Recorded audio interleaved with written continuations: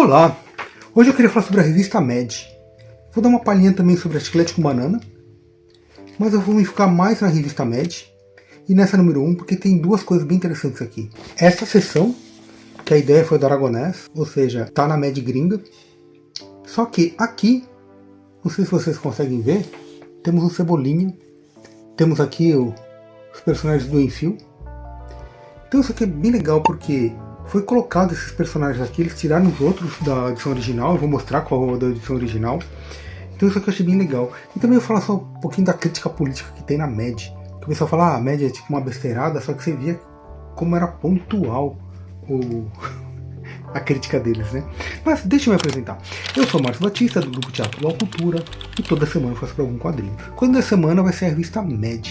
Isso aqui é número 1, publicado em 1984, em julho de 84, pela editora Record. A Mad já tinha sido publicada no Brasil antes, pela editora VEC, só que durante a ditadura, né, na verdade a ditadura já tinha acabado, porque estavam dois candidatos para assumir a presidência, né? Um era o Maluf e o outro era o Tancredo, mas só que ia ser de eleições indiretas. E aqui olha só que interessante, diretas jaz. Então, desde 64 nós não temos eleições para presidente. Então, cara, isso aqui é muito bacana, né? Então eu falei assim, poxa, será que a revista Mad realmente era só uma besteirada? Mas, deixa eu falar isso aqui primeiro, porque esse teor político aqui eu quero falar no segundo momento, por causa de uma outra coisa que aconteceu. Isso aqui é muito legal. Isso aqui saiu na original, nesta aqui, ó, na Mad 236, nos Estados Unidos. E aqui tem 6 personagens que eles tiraram. Aqui só tem 5, né? O Brucutu não tá aqui. Esse cara do Enfio também não tá. O Fantasma também não. O Cebolinha e esse outro aqui do Enfio também não. Tá? Então o Fradinho e todos o Cebolinha não estão na original. Por que eles colocaram? Porque eu acho que o leitor brasileiro não conhecia os personagens aqui. Por exemplo, aqui colocaram um Fantasma. Quem que era? Eu tirei Xerox, porque eu não tenho a edição gringa, né? Então isso é melhor até mostrar na tela, mas vamos tentar por aqui porque a gente vê passo a passo. Essa aqui é a gringa, aqui é a Little N Orphan e aqui é o Fantasma, tá vendo? Então eles mudaram um pouco o texto e o resto ficou tudo igual. E por que trocaram essa por essa? Porque essa aqui a gente não conhece. Inclusive na segunda página, que temos o Cebolinha, esse fulano aqui do Mandrake e o Brucutu, esse fulano aqui também não é o original. O original são esses 3, tá? Esse fulano aqui é um milionário, que é o tutor da Orphan, da N Orphan aqui. Uma vez eu falei dela no canal, dessa personagem aqui, muito rapidamente, porque eu fiz o vídeo desse quadrinho aqui, que foi nessa capa, que eu falo sobre o Harvey Kustman, que é o criador da Mad. E aqui, em inglês, seria Little N Fanny, que é Aninha bonita e gostosa, né? Então, Little N Fanny, que era uma paródia da Little N Orphan.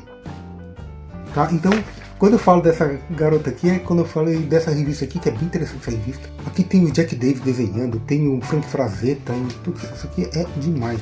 E tem uma crítica muito ácida também, porque é o mesmo criador da Mad, né? Então a crítica tá lá. Aqui temos o Cebolinha e o Brucutu, né? E esse aqui a gente já viu quem foi trocado. O Cebolinha era esse fulano aqui, ó, o Dagwood. Tá vendo? Aqui é a explicação dele, porque ele tem um cabelo desse tipo, porque ele põe tudo que é tipo de comida dentro do sanduíche. Então isso faz com que os folículos capilares fiquem desse jeito. Aqui, a explicação que deu para esse tipo de cabelo é o Cebolinha usar alepiados, que é porque ele come muito molho de tomate e porcarias como balas e doces e tal. Mas então isso aqui eu achei bem legal, por quê? Porque isso aqui é muito interessante ter o Cebolinha, né? Numa revista Mad. Mas aqui, esse Dagwood, ele era famoso, as tiras deles, porque ele tinha sanduíches lotados de coisas. Por isso que tem essa brincadeira de pôr tudo quanto é tipo de comida dentro do sanduíche. Inclusive, aqueles sanduíches do Scooby-Doo, sabe? O salsicha Scooby-Doo que comiam, foi baseado nesse personagem. E por último, temos aqui Archer. Ele foi substituído pelo Brucutu, porque eu acredito que na época as pessoas nem sabiam quem era esse fulano aqui. Aqui temos, né, o Fradini e o outro lá do Enfio, né, esses dois personagens aqui, que no original era a personagem mãe. E esse aqui também é do mesmo cartoon, mas por falta de conhecimento então do público brasileiro, eles trocaram pelo Enfio. Então eu achei esse trabalho de tradução muito bacana, de adaptar para alguns personagens conhecidos e também personagens nacionais. E a segunda parte que eu queria falar do vídeo é sobre esse teor político da MED. Está em julho de 84, esse é um dos candidatos para as indiretas, né? E aqui está vendo diretas Jazz. E esse aqui é número 1. A número 4, temos essa capa, cartas marcadas, né? Então também tem um Maluf e um Tancredo. Na capa 6, que eu acho que é a mais crítica de todas, que é essa capa aqui, tá falando que tem 8 pôsteres, inclusive tem o Bob Cuspe. E o Bob Cuspe aparecia na MED, sabiam disso? Ele apareceu acho que umas 6 revistas da MED, porque a Chiclete com Banana não existia ainda, só que acho que foi em dezembro de 84, e a Chiclete com Banana só saiu em outubro de 85. O Bob Cuspe apareceu algumas vezes na MED. Isso aqui é muito bacana, né? Tanto nessa, tem a carta do Bob Cuspe, quanto na Chiclete no 1 também. Porque quando você não tem um candidato interessante, um candidato real, o gesto político é cuspir, sabe? Então é muito interessante essa crítica da MED aqui. Voltando para a capa, olha só. Então a gente vê o símbolo nazista, ele está sendo coberto por um policial, né, por um guarda. Então você vê que a suástica está quase invisível. Esse autoritarismo, ele ainda permanece, mesmo que escondido. Cara, é muito interessante isso aqui. Tem 8 cartazes, né? Um cartaz que não está aqui, que é do Spock, que é esse cartaz aqui, que está dentro das revistas. Para não entrar pelo cano, hein? Vote no vulcano e tal. Então você vê que são coisas muito ridículas. A gente ficou, como diz essa aqui, direta já, desde 64. Então 20 anos sem eleger um presidente. Com esse fulano aqui, que ele queria continuar com o militarismo, né? Com o Maluf. Então a primeira história,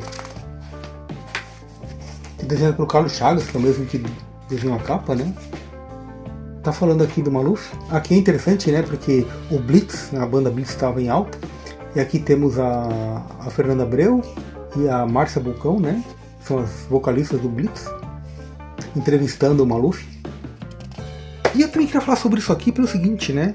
A ideia principal era falar sobre essa tradução que a MED fez. Só que agora, em 31 de dezembro do ano passado, de 2025, eu publiquei um livro, que é esse livro aqui, que é um e-book, que ele está disponível na Amazon gratuitamente. Se você tiver o Kindle Unlimited, ele é gratuito, mas ele custa só R$2 se você não tiver o Kindle Unlimited. Mas você não precisa ter Kindle para ler o livro, você pode puxar o Kindle gratuitamente no seu celular, no tablet, no notebook, no computador. O Kindle no celular é bem legal. E o que acontece?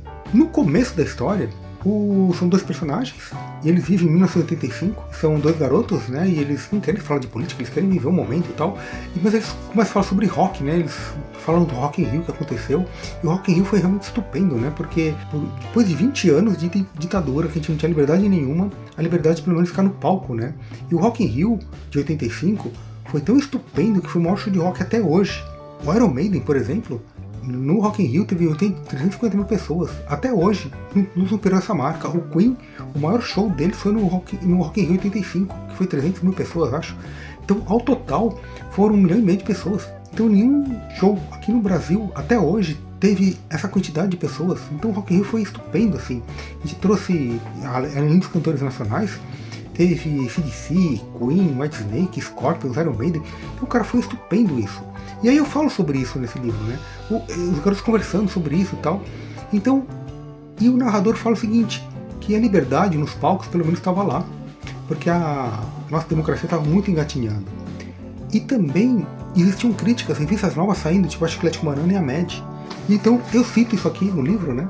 Então eu queria fazer um jabá. Então, se você conhece, eu vou deixar o link na descrição. Cara, a MED é muito bacana. Vale muito a pena ser vista, ainda mais com os olhos de hoje, porque as capas eram muito interessantes, o conteúdo era muito interessante. Então, tanto conteúdo gringo, que foi traduzido e colocado personagens nossos aqui, quanto a criação gringa, a criação nacional, e o nosso editor, o Ota. Cara, isso aqui era muito bom, né? Se curtiu, compartilha, comenta o que você achou. Não esquece de dar uma olhada no meu livro.